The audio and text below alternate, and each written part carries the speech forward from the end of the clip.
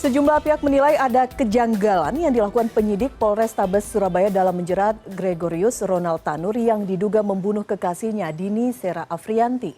Kejanggalan itu adalah penggunaan pasal 351 terkait penganiayaan dan kelalaian sesuai 359 KUHP. Padahal polisi seharusnya menggunakan pasal 338 yang berkaitan dengan pembunuhan.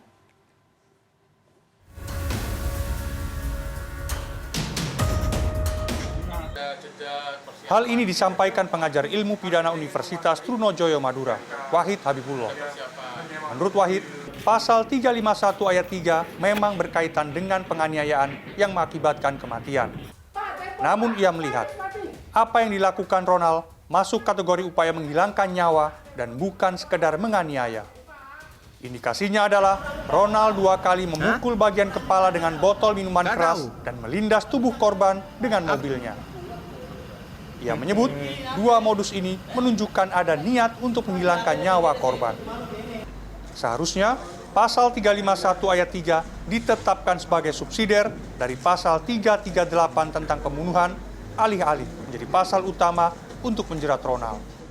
Misalnya salah satunya melindas korban, kemudian melakukan pemukulan kepada kepala yang memang itu organ vital begitu ya. Jadi niatnya memang adalah agar si korban ini adalah hilang nyawanya. Ketidaklaziman lain adalah penggunaan pasal 359 yang berkaitan dengan kelalaian yang mengakibatkan matinya orang. Sebab, bagaimana mungkin perbuatan memukul kepala korban dengan botol minuman keras dan melindas tubuhnya menggunakan mobil dianggap sebuah kelalaian. Nah, makanya ini harus kita lihat apakah memang dia nggak sengaja memukul sesuatu barang ke kepala orang lain itu niat atau enggak sih, sengaja atau tidak? Kan nggak mungkin nggak sengaja kan gitu. Konsekuensinya, dengan pasal yang dipakai polisi saat ini, ancaman hukuman bagi Ronald hanya 12 tahun penjara. Bandingkan dengan pasal 338 tentang pembunuhan, Ronald terancam 15 tahun penjara. Dimas Sehamura Alvaro, kuasa hukum keluarga korban mengaku belum menerima surat pemberitahuan perkembangan penyidikan.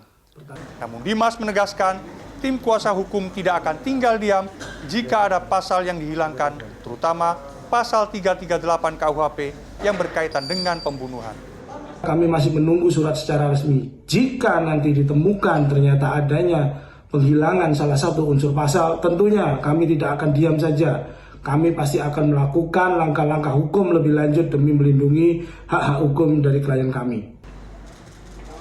Sebelumnya, dalam jumpa pers, Kapolrestabes Surabaya, Kombes Pol Pasma Roice mengatakan, penetapan status Ronald dan pasal yang menjeratnya sesuai dengan kronologi dan prarekonstruksi. Maka kami telah menetapkan status saksi GR, laki-laki 31 tahun, tinggal di Pakuwon City, E3 Surabaya. Dari saksi kami tingkatkan menjadi tersangka dengan sangkaan pasal 351 ayat 3 KUHP dan atau pasal 359 KUHP dengan ancaman maksimal 12 tahun penjara. Kasus ini terjadi pada 4 Oktober 2023 malam. Ronald memukul kepala Dini sebanyak 2 kali dengan botol minuman keras. Tak hanya itu, tubuh Dini yang sudah lemah dilindas mobil Ronald hingga terseret sejauh 5 meter. Dini dinyatakan meninggal pada 5 Oktober dini hari di Rumah Sakit Nasional Hospital. Miftah Farid, Andreas Wicaksono, Surabaya, Jawa Timur.